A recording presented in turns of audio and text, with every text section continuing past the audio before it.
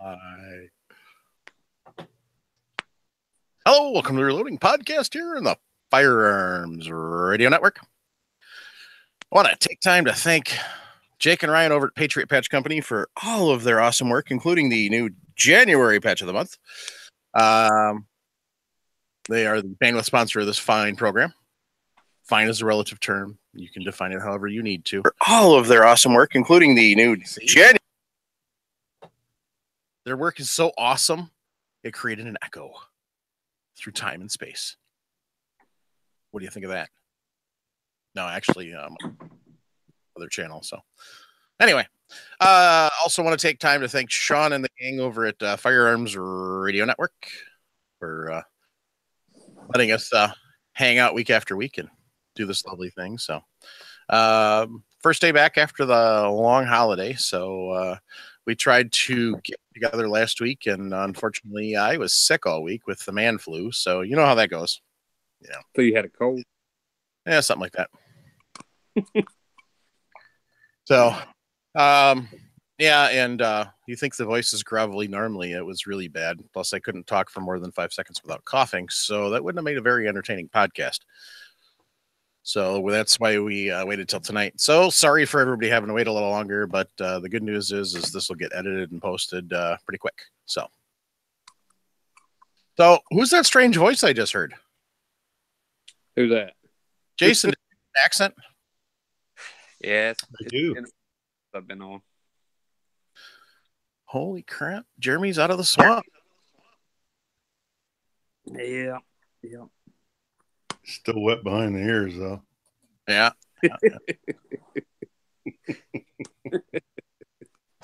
Yeah, I missed you too, Jack.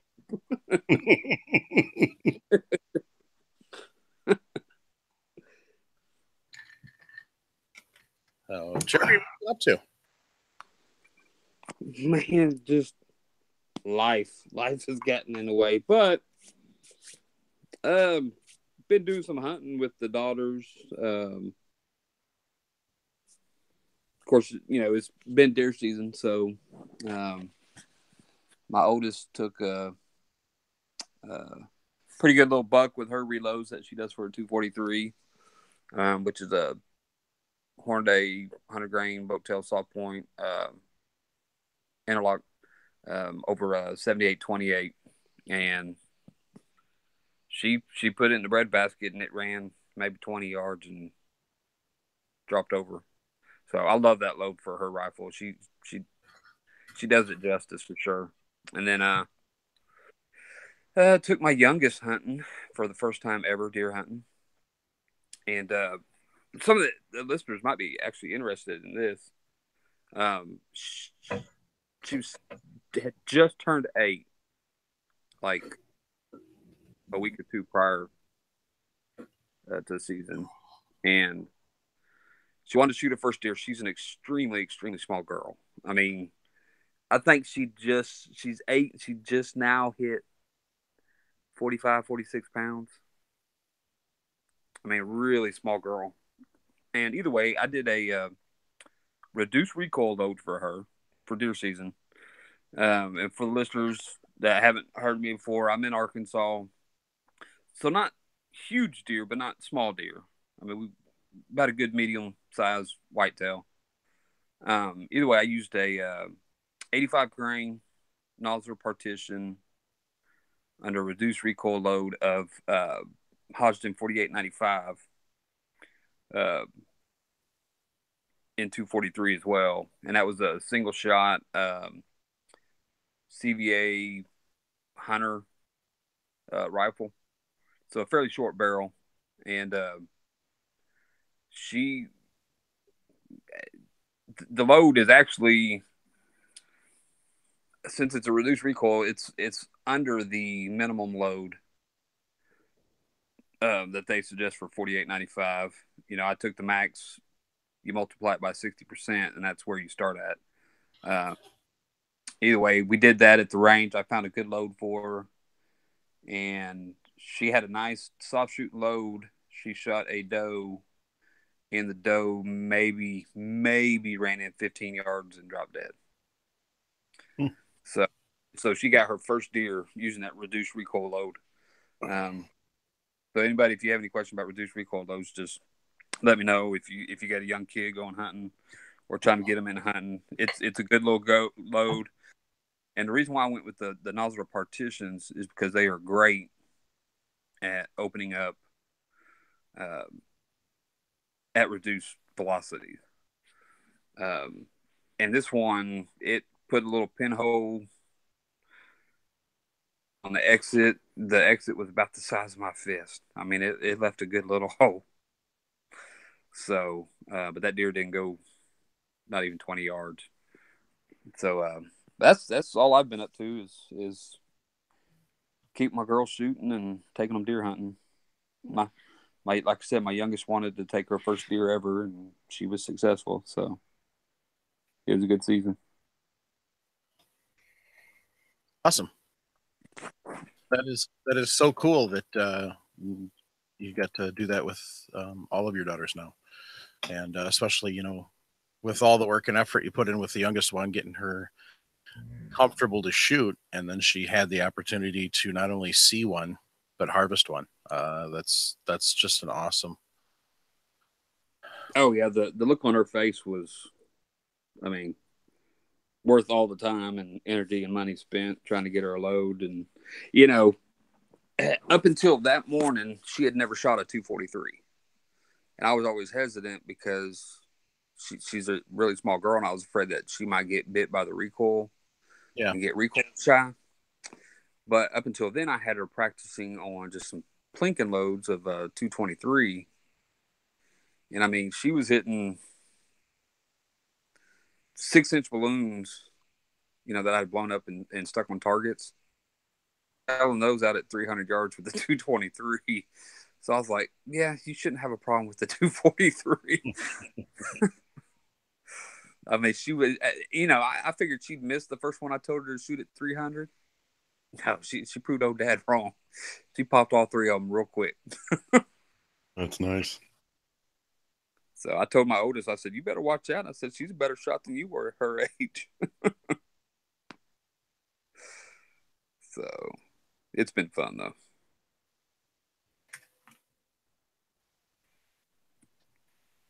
Awesome to hear. So, Jason, what you been up to? Busting clays the last couple of weekends. Awesome. My wife wanted to go shooting, which is rare anymore. And so we got my youngest and his girlfriend, and we went up into the hills and shot clays, and then we did it again last weekend. I had to really didn't think it through when I was packing shotguns, and I didn't take something that would fit my wife. And so she hit one clay, or no, actually she didn't hit any clays the first weekend. And I didn't want, so then I have a youth model Ithaca 20 that I took last weekend, and she was hitting 25%. So a definite improvement. And I'm still waiting on my local gun store to order my dies for me. So I haven't started reloading for that 6.5 Creedmoor yet. Yeah. But I did, when I went to the store to get some shotgun shells, I did pick up a couple of 50 packs of factory ammo for it, so I can take it out and play with it. Yeah. Nice. What'd you get? I got the RPR. Oh, nice. That's right. He wasn't here. You didn't get to see your new toy. No. Oh, yeah. He was talking crap about my caliber in the admin room, though, one day.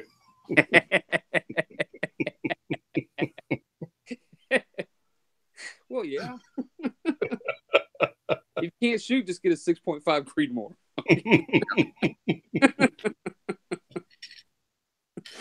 Now, of course, everybody know I got a bust just because.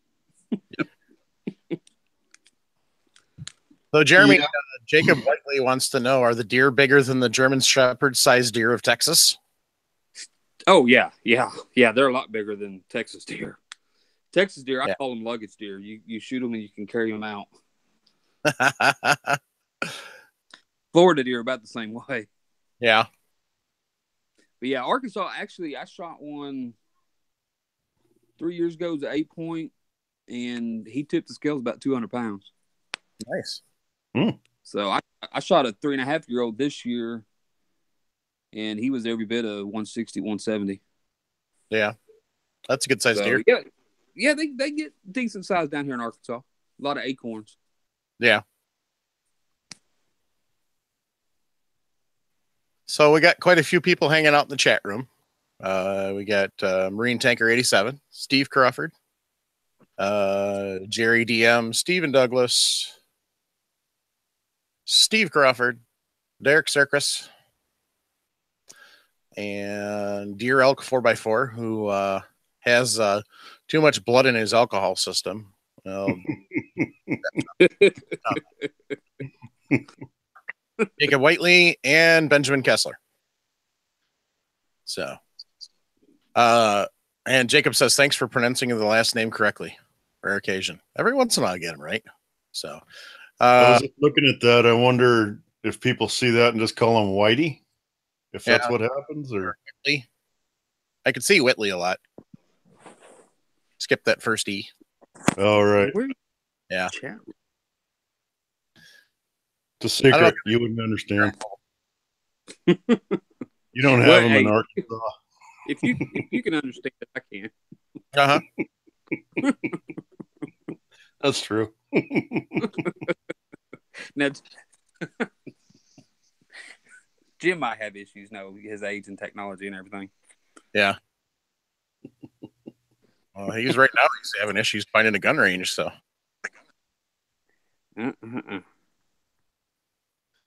Yeah, I know. One of the guys over on the podcast page said something about Jim having problems trying to get to the range with the walker and the gun. So, That's what the mobility scooter's for. That's right. They make those ATV mounts where you just put it on each side of the walker. It should be able to just carry it that way. Yeah. Exactly. We'll have to get him one of those newfangled walkers that's got the off-road tires, Instead of the tennis balls.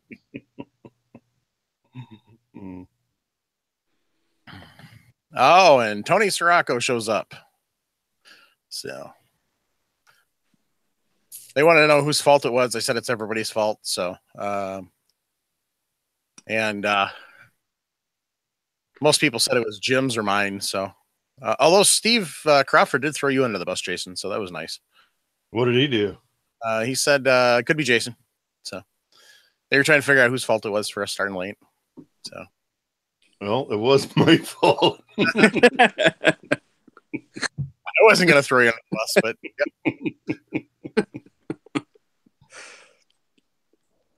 So somebody's got to work for a living, and it just happened to be me today. So, yeah. And Justin Evans chimes in. So we got quite the little crowd tonight. Awesome. So they knew I would be on.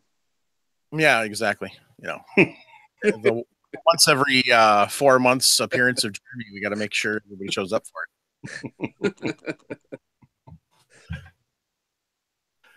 So Benjamin Kessler says, hello, gents. Love the podcast. Thanks for not letting me get lazy with reloading and for helping me spend my money. Haha. Well, of course, that's what we're here for. Pretty good. Yeah, to borrow Tom Creston's phrase, we are the great enablers when it comes to reloading. So if you want to know if you should buy it or not, post it in the Reloading Podcast group or on the page. By God, we'll let you know if you should buy it or not. But I'm pretty sure we can tell you most of the time the answer is going to be, yeah, sure, go ahead and buy that. And Elvis is hanging out with us tonight. So, hey, Elvis. So, home, Elvis. We're going to have Elvis on again. That was fun. So, we'll do that here in a couple of weeks, maybe. So, all right. So, for tonight, what we're going to talk about is a post off of the Reloading Podcast page. So Nathan Davis posted, I just listened to episode 184. I had to stop and go find it on YouTube so I could watch the plunk test. That was great. Thank you. It really helped to see it in action. On a future episode, could you walk through bumping the shoulder back? I want to start loading 3030, 308, and 223 soon. And then there's a follow-up question too. And he says from Chris, he says, okay, I have a question. What's the deal with bumping the shoulder back? I have RCBS dies and I just adjust them to touching. I just adjust them to touching the shell holder. Should I not be doing that and adjusting for shoulder bump instead? Do some dies have an adjustable shoulder? I'm not understanding, I guess. I thought you run your brass through the sizing die and it sets everything the way it needed to be. Is that a neck sizing thing, maybe? Chris. So this is a perfect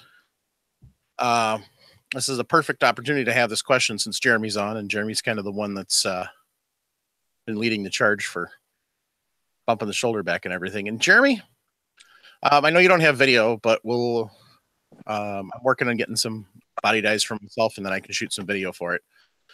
But explain the process first, why, and second, how. Okay, why? Put it plain and simple, because I don't beat around the bush too much. Is you want to be able to use your brass as many firings as you can. If you bump the shoulders back too far, say 3-4 thousandths, each time you size it down, the case is going to expand when you fire it, so it's going to stretch. And then when you resize it, it's going to stretch it even more. So you're going to continually work it, and you're going to continually thin it out if you bump it back too much. And when you get some of this brass, like my Peterson brass, you're talking, for brand new brass, you're talking $70, $75 for 100 cases. So it's not the cheapest. So you want to be able to get as many loadings as you can out of your brass. How you go about doing it is the easiest way I have found is if you have here's part of the enabling part.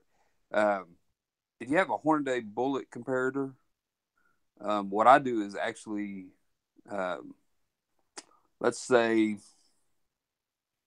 I was starting with 303. I had never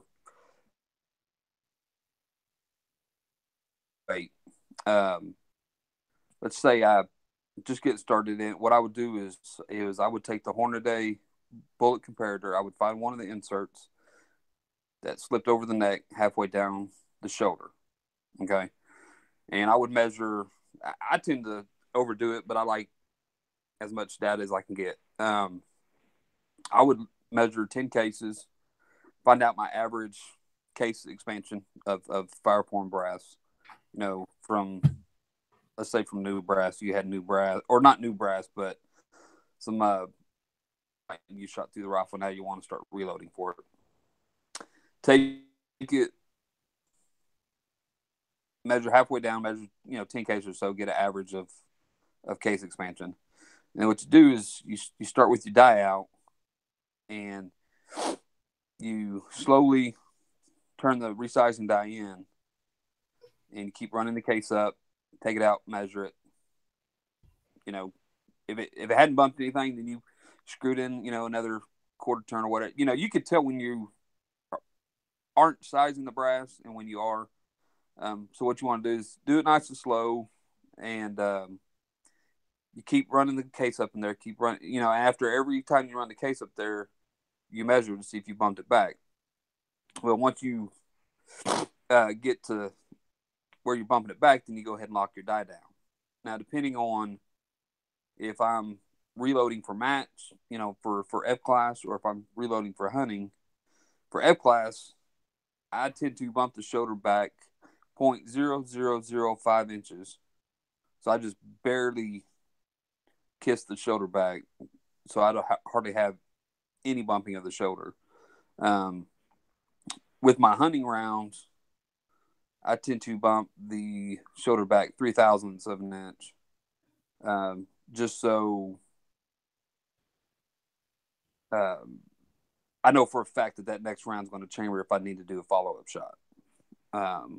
Because in the woods, when you're hunting game, that's the last place you want to worry about trying to chamber another round. So what you do is, depending on if you're reloading for hunting or reloading for match shooting, that's kind of where you start to know how much you want to bump the shoulders back.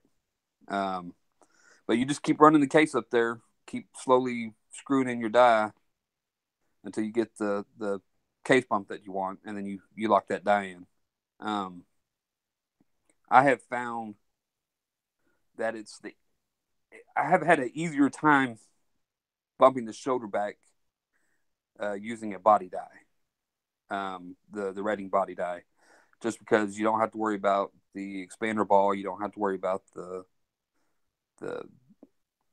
primer, the pin that punches the primer out. You don't have to worry about any of that. You just have to worry about bumping that shoulder back. So, but that's how you do it. You just slowly and surely, and like I said, after each time you run the casing, you take a measurement.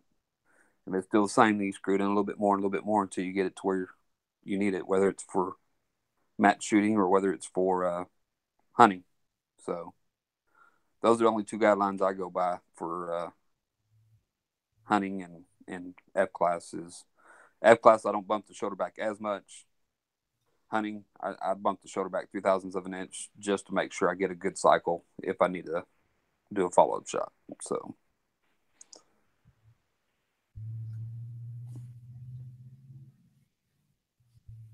All right. So,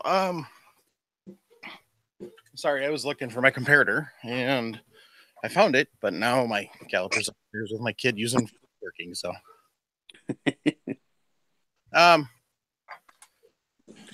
comparator, there's a couple of different companies out there that make them. The nicest I've seen is the Hornady, and I can show folks that. So, this is how it comes.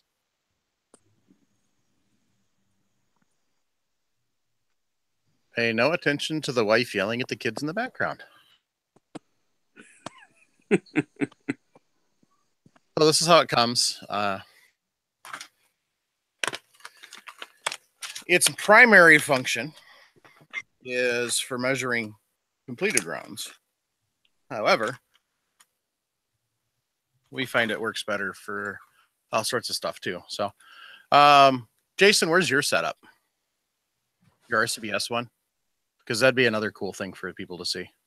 Oh.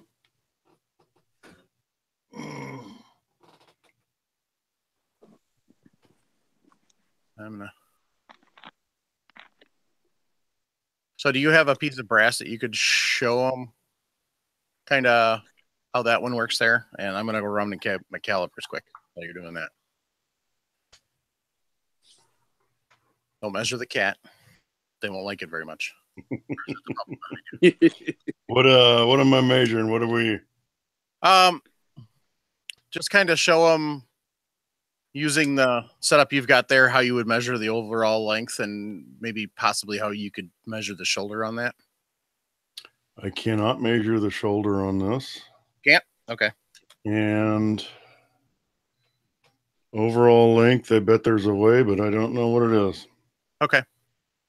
So I use my comparator like you guys do for. Okay. All right. Well, you guys talk for a second about whatever you want to talk about, even if it's about me, and I'm going to go grab those calipers. Hang on. Sweet. It's always fun to talk about the hose. Yeah. Jason, Deer Elk 4x4 says you need more shelves. I would agree. I need more shelves. Yes, I do need more shelves. Absolutely.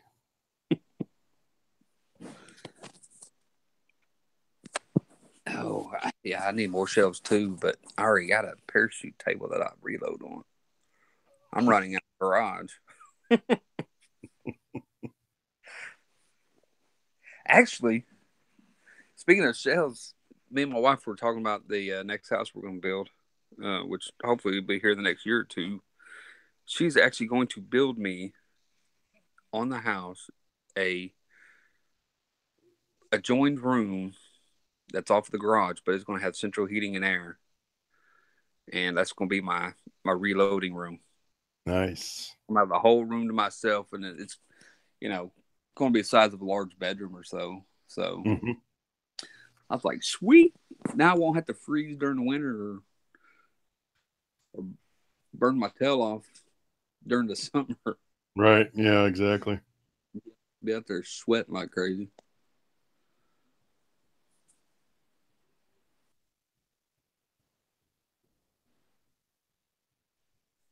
I told her, I was like, that's my only stipulation with the new house. I have to have a reloading room. I mean, she's going to have a craft room, so I got to have my reloading room. You bet. Fair's fair. I don't think she's too crazy about me wanting to put a 200-yard range out back, but I said, I got to be able to test my loads. Yeah. Just don't tell her about that detail till later. Exactly. Not till I rent the bulldozer. Exactly. Hey, there's somebody watching by the name of Jim Fleming. What the heck? Why isn't You guys recognize that name? Yeah. Wasn't that on a name on the Dead Sea Scrolls? Yeah, that's it.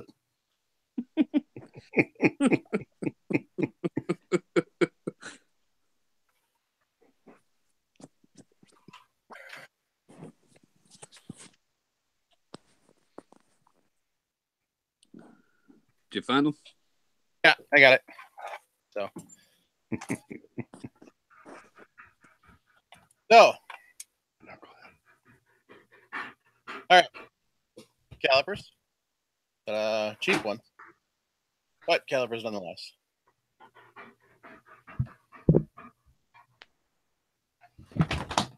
So take your comparator. What you're going to do. Okay, Jeremy, you explain it and I'll do it. Okay. You got your one spark? I've already got the right bushing on from the last time I did this with the 257 Weatherby. Oh, okay. Brass and everything. What you want to do is make sure that insert is halfway on the neck or halfway down the shoulder. Yeah, like that. And then you attach that the caliper part, the actual comparator part to the caliper. I always adjust or you put it on the jaw that slides.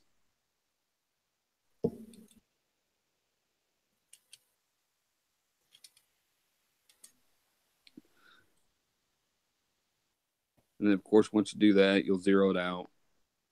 That's one good thing I like about digital or electronic calipers is easy to zero. Then you ain't got to do a whole lot of math.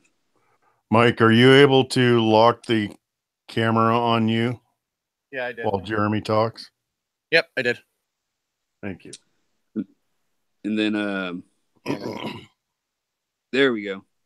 All right, you got it locked on there. You zeroed out.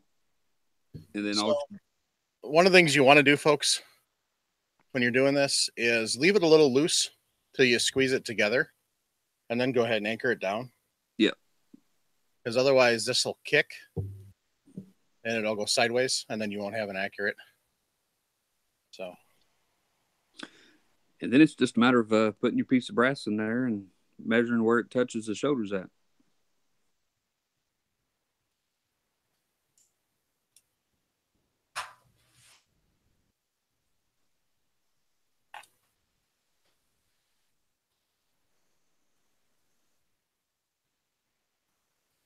And you want to make sure that the case head is nice and flat against the other jaw.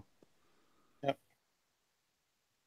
If you wanted to bump that back, to 2.121 or whatever, I'm assuming it's a hunting rifle. Yes. Yeah, it is. So bump it back to 2.121 or so. That'll bump it back enough that you can make sure you get a good clean cycle in case you got to do a follow-up shot. And that's it. That's all you do to measure your once fired case. So then all you're going to do is just turn your die down. Yeah, slow and sure. Just slowly turn it down, and you get the whole setup there. All right. You start the die out. Let's see. And then slowly but surely just turn the die in and measure it after every time the case goes up in there, and that way you can make sure that you bump it back just a hair.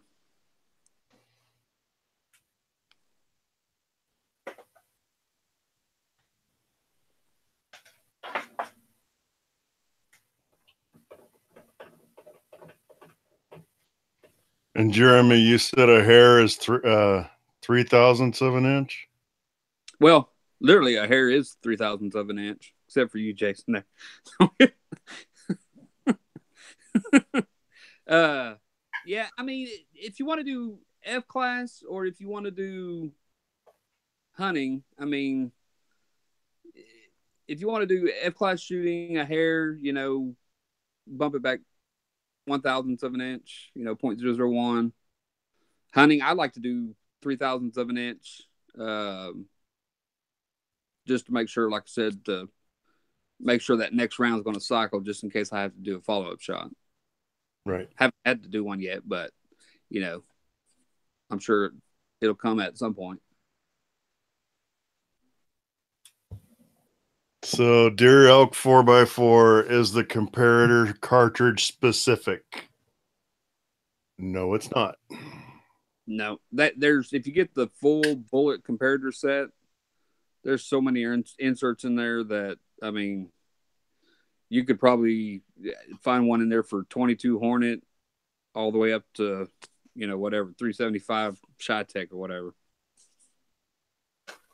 As I was going on the camera, yeah, there's a whole bunch of different ones in there, and they're all different sizes. So, now with this die, I'll be honest, I kind of cheated because I've already done this for this die. So, but what you're going to do, instead of your normal run your ram up, crank your die down, you're actually going to stop short. Right, Jeremy? Because this is a full length die. It's not a body die. Yeah. Well, I mean, that's how the instructions say. I would start out, several turns out, and then start from there. That way you can slowly do it, half a turn at a time. So, yeah, you're just going to keep turning it down until you get it to the right spot. And you're obviously going to, all the brass I've got laying around that's lubed is already sized. So it's kind of pointless to throw it in there and check it. And I'm not dumb enough to throw a non-lubed piece of brass in there. So come on, try it. Let's see. Nope, not doing it. I refuse 5 after yes to have to take out one. Plus, I refuse to have that on the internet. Because see, they do a new show on stuck case removal. Hey, Jim says we're number 1.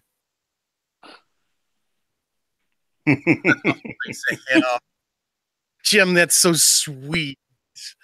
So, Tony, yes, this is a full-length case sizing die. So, yes. Yeah, Steve, I tried, but she doesn't listen very well, so she keeps parking the dang thing in here. Yeah, I could have just a huge area, so. But, yeah, she keeps parking that stupid thing in here, so I don't know.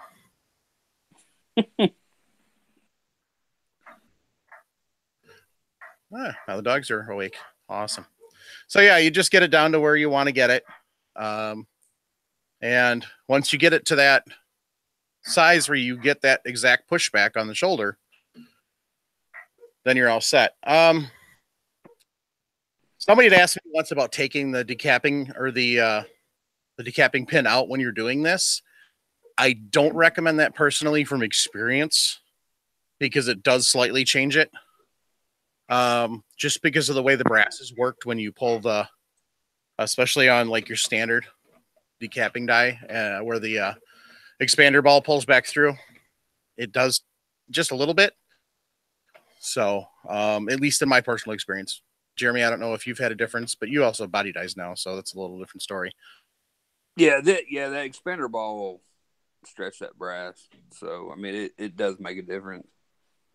All right. So Jeremy, what's the difference with using the body die?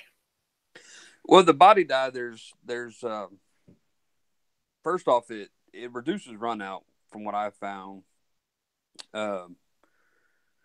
because the expander ball is not going through the neck. If the expander ball is off and the expander ball pushes into the neck and then you pull it out of the neck, there's a chance that it could pull that neck one way or another, and actually induce run out.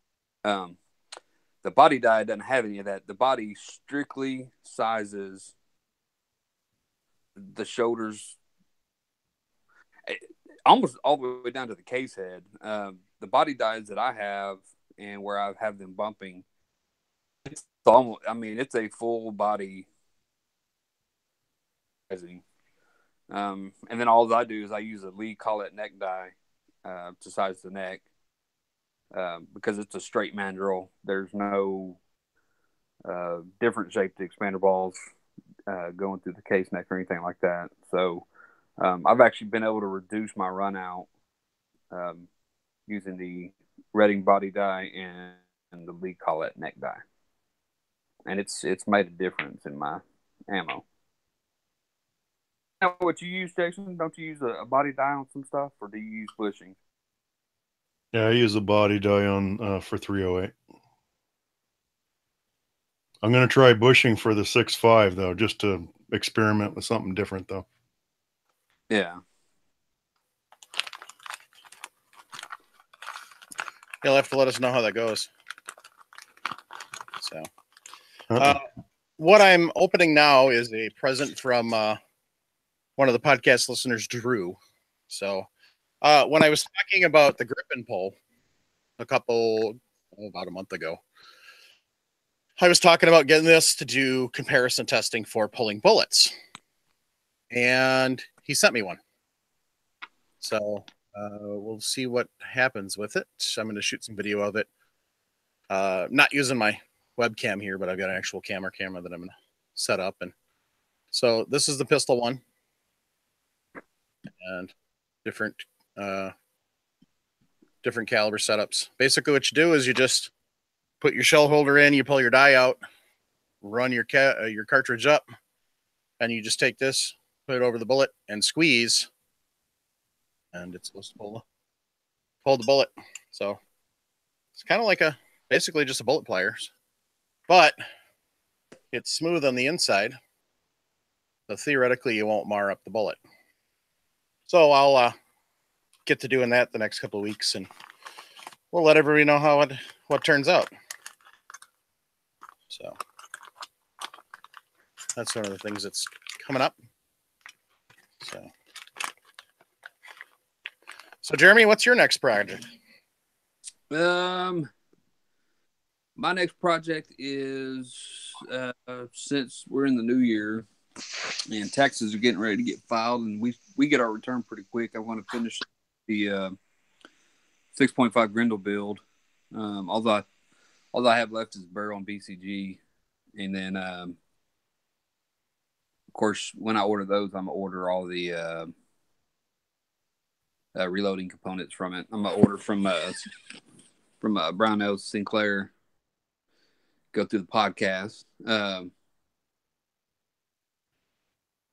but that's my next project, 6.5 Grendel. So they ballistically, it looks a lot like the 308, which I'm fairly familiar with.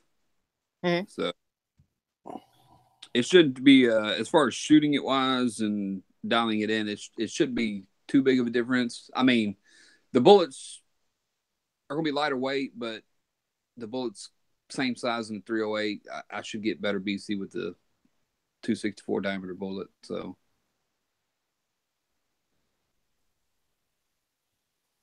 that's where I'm gonna go from there. I'm gonna use a long barrel. I'm actually going to use a 24-inch barrel on this AR.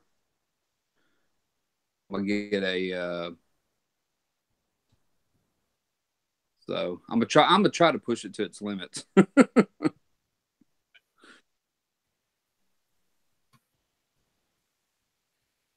So another one of the quick questions we've got.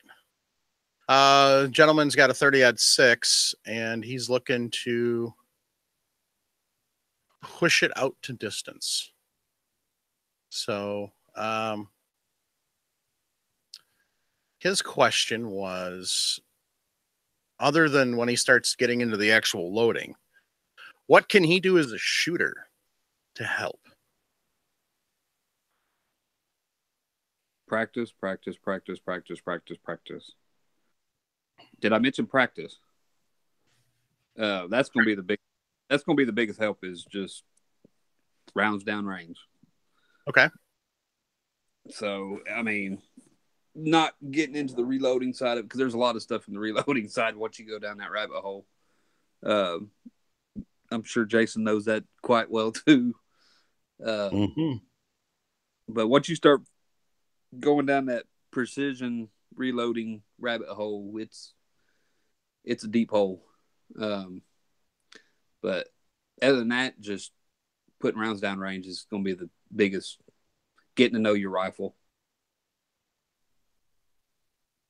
My personal recommendation is, if you haven't had any sort of shooting training, get some, even if it's just Appleseed.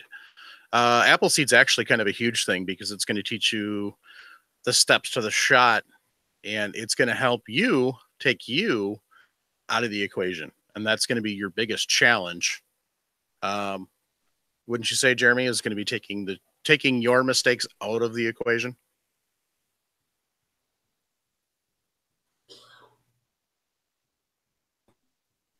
Oh, I think Jeremy went robot. Am I cross okay? Now you're back. Okay. I would say, yeah, limiting the effects that the shooter is going to put on the rifle, which in turn will affect where that bullet's going to land. And learn wind. Gather as much data as you can about wind. Reading mirage. Because the more you know about reading wind and reading mirage, the better off you'll be. Because there's a point in the mirage where it'll start boiling, and it may be blowing one direction, and it'll start boiling real quick, and then that's about the time it'll change. So you want to wait. But that's a whole other rabbit hole. Yeah.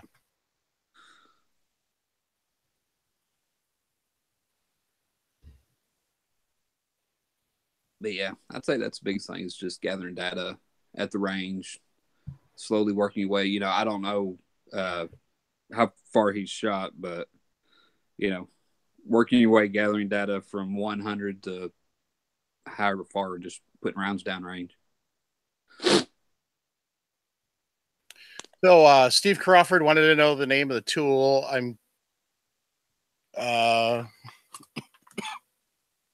Whoops. So let me get that back out. It is Grip and Pull. So sorry about that. Tony Sirocco wants to know, Jeremy, do you know what bullet you plan on using in the Grundle? I know it's probably going to be 123 grain. I've been looking at the Hornadays. I hadn't really looked at the burgers, just because, well, I don't have that type of budget. So more than likely the Hornaday 123 grain. If I could push it, maybe something heavier, like 140 grain or something like that, but I doubt it. I'm probably going to stick with 123 grain.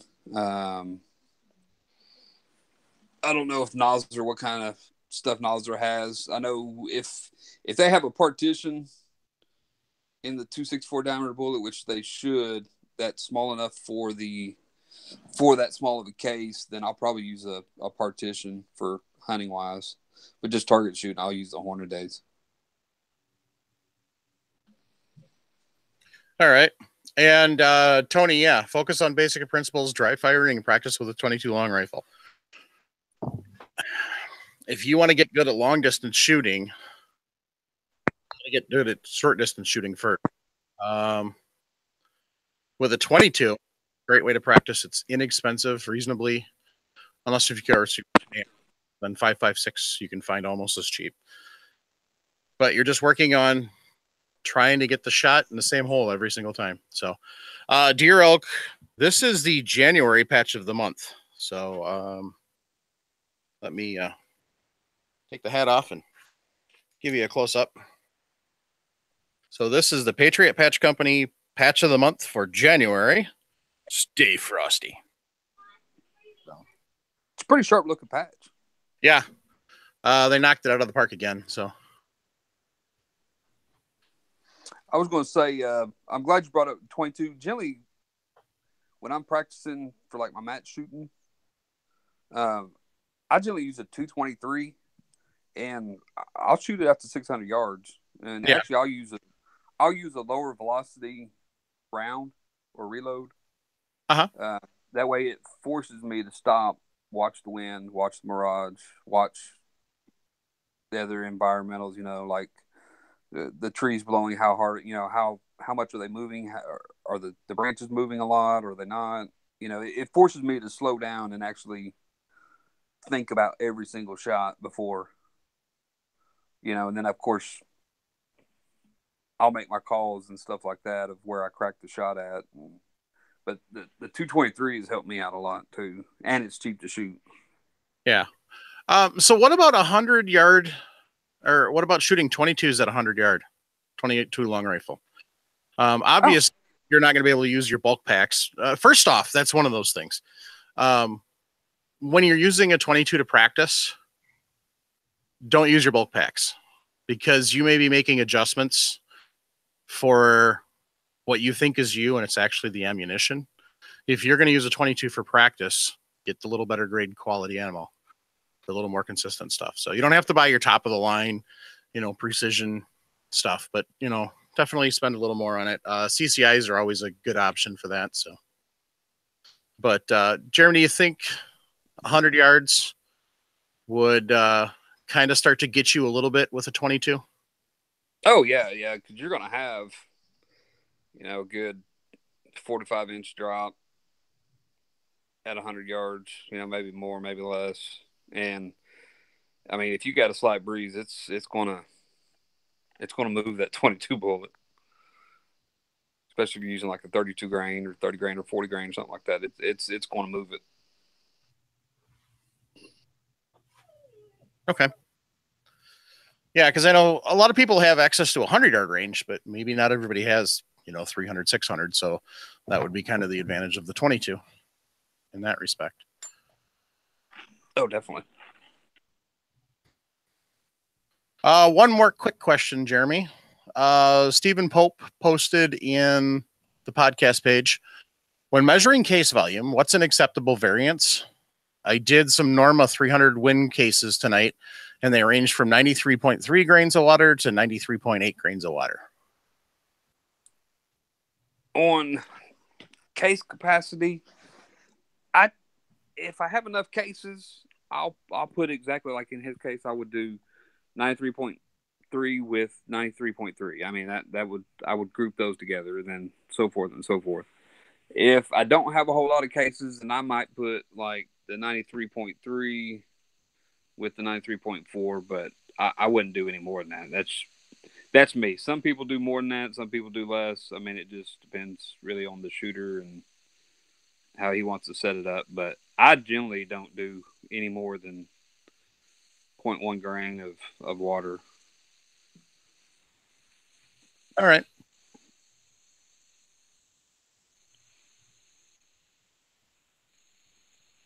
So I want to thank everybody for tuning in. So a couple more questions from the chat.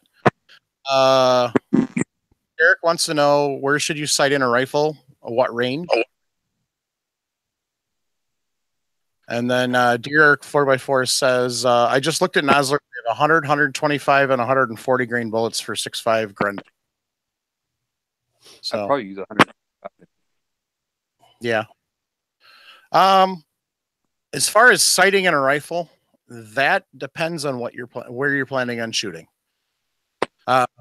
Generally, 100 or 150 yards is a good place to start. It'll give you a starting point, and then you can kind of work from there. But that's kind of subjective. Obviously, you're not gonna. You may not want to sight a 22 in at 100 yards because at 25 yards, you're probably going to miss your target, depending on what you're shooting at. So that's kind of variable. But as far as center fire rifles, typically you're looking probably about, that 100, 150 yard range for start, and then you can go from there. Jason, what do you think? Yeah, I was thinking 100. Just that's what lots of people have access to. Yeah. But it just depends on what you want to do with it. There's some people that shoot the long range that sight in their rifles for 1,000 yards. Yeah. And they start from there. So depends on what you're doing. Yep. Hey, Jeremy, you're muted, so you'll have to unmute yourself. So. Am I good now? Yep. I know my rifle, it doesn't matter which rifle it is, from 223 up to 7 ring mag. Every single one of them are at 100 yards. As long as you have good data, and I've done this with my 308, where I've taken my 308, I've sighted in 100 yards, and I've taken it out to almost 1,300 yards. Because I had good data that I was able to fall back on. I simply looked at my charts, looked at my data, looked at my tables,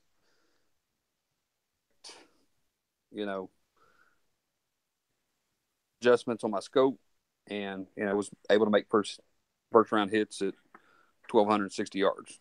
So, and they were sighted in at 100 yards.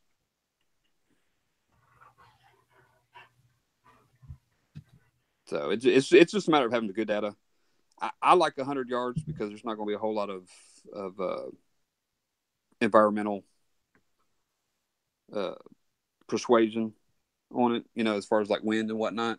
So you can get a true good zero at 100 yards. And then as long as you have good data, like your muzzle velocity, any corrections that you might have at, say, 200, 300, 400 yards, and then you can take that rifle clear out to 1,000 yards easily.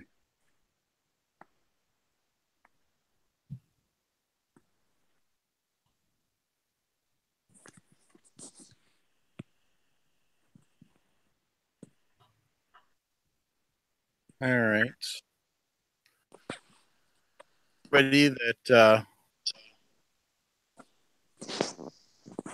listens to the show and then heads over to the firearmsradio.tv and gives the affiliate links, whether that's the Brownells or the Amazon. Greatly appreciate it. Want to thank everybody that shares the podcast with their friends, shares the YouTube videos. Want to thank everybody that tunes in weekly, either for the audio or for those who are able to join us for the live recording. So Steve Crawford says my 300 Win Mag is sighted at 2 inches high at 100 yards because of our area here in Eastern Washington. That's a common. I've got quite a few friends that will do that 2 inches high because it usually puts you right on it out to about 250. I don't know about a 300 Win Mag. That was probably more than 250. I know with my friend's 257 Weatherby, basically out to about pretty close to 300 yards. That thing's by sighting it at 2 inches high at 100, out to about 300 yards. It's pretty much almost dead on. I think there's about a 2-inch drop out to 300. So if I remember correctly, it's been a long time since we've shot that at 300. So we did it for when we first developed the new load for it. So yeah. So and Steve says, yeah, close to a 300-yard zero. So that's one of the reasons I do it. The guys that hunt over fields or open woods and stuff around here love to do it. in Wisconsin, amazingly enough, there's a lot of places you can get a 350, 400 yard shot on a whitetail. A lot of farm fields, stuff that you can use to cover. So there's a lot of people that have private land that are going to have really nice setups, and those are the people that are going to be using those. Mostly wire hunt, you're looking about a 50 to 100 yard shot. So just sighted in it, dead nuts at 100 and call it good, because I'm not planning on taking any longer shots. You can take longer shots with rifles, but you got to practice. So that's the key with that. Yeah. Do your game justice. Yep. So,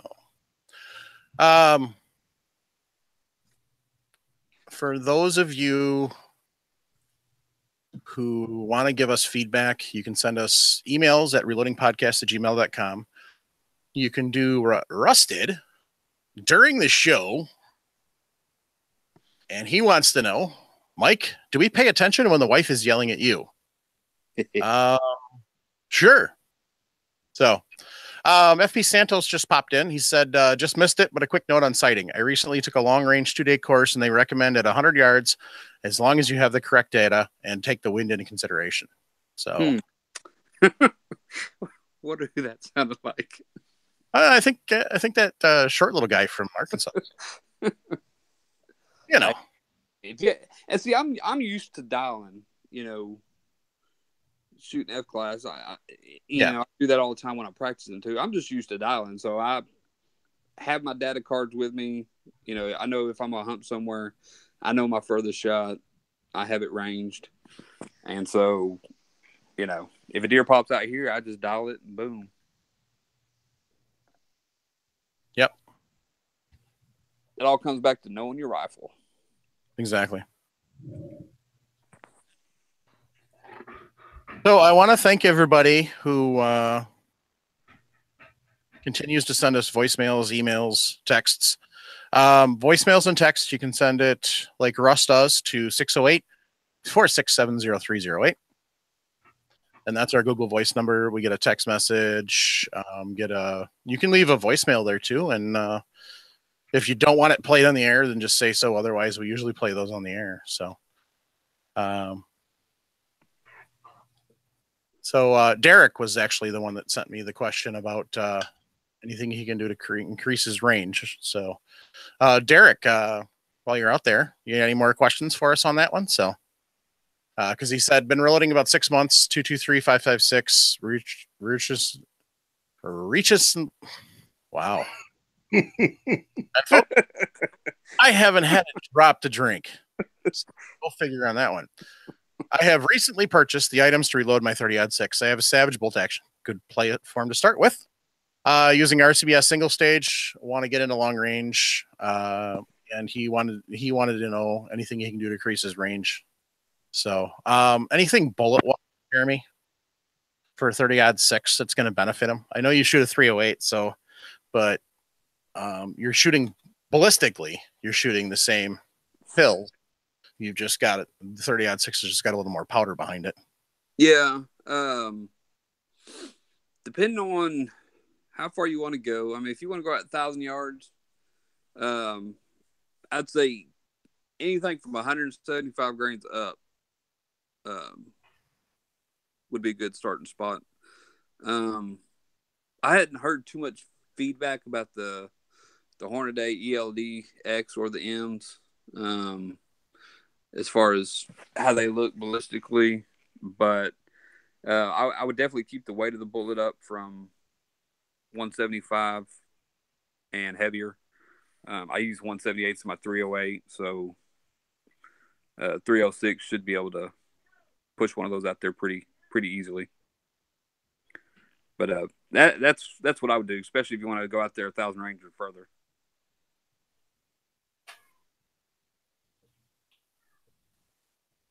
All right,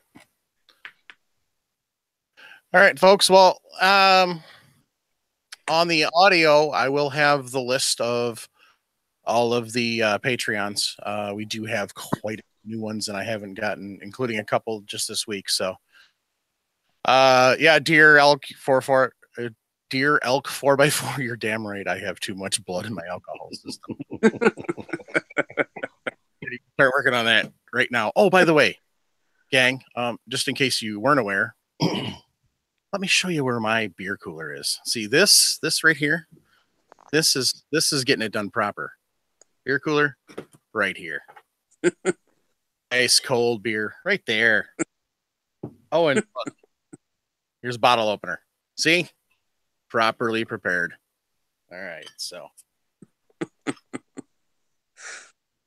And on that note, folks, cheers to everyone. Thanks everybody for tuning in. We'll have all the fun stuff on the audio. I know, right, Derek? It's really, really a far reach. So, but we will give our sign-offs because Jeremy hasn't been with us for a long time, and I know he's just itching to say it. So, no, Steve, it's not Moosehead. It's Wisconsin's very own Neglaris Brewing Company's Spotted Cow. He goes go get some Yingling. I've heard that. Oh man, I've never. I'll have to work on that. it's nice. Yeah. So, no, it's not Moosehead. Ugh, I can't stand that stuff. I'd rather leave PBR out in the sun on a hot Arkansas day and drink PBR. So, all right. So Trevor couldn't be with us tonight. It says Brass Pep sucks, but I still say, even though he complains about it all the time, you do have to keep that brass shiny, and he's still going to come back with it yet again. Brass Pep sucks, eh? Jason? Keep your powder dry. Jeremy, finish us out. Aim small, miss small. And what's that really old guy say? Squeeze, don't yank that trigger, Sonny.